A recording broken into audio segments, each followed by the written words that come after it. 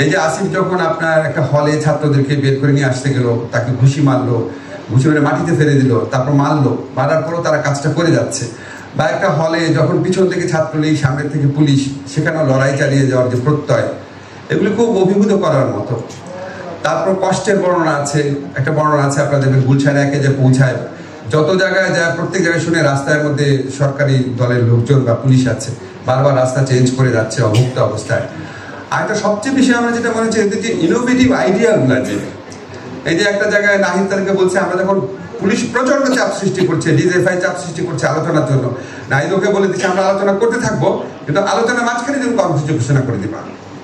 তারপর নাহিদ আপনাদের নিজেদের বললো ওকে যখন ধরেছে ওর কোনো তথ্যই রাখতো না, যাতে তাকে টর্চার করে কোনো তথ্যই না পাওয়া যায়। এরকম বহু বহু ইনোভেটিভ পরিকল্পনা, যেটা ওরা বলে কোটা সংস্কার আন্দোলন থেকে, নিরাপদ সড়ক আন্দোলন থেকে রাস্তায় যুদ্ধ করে করে ওরা শিখেছে।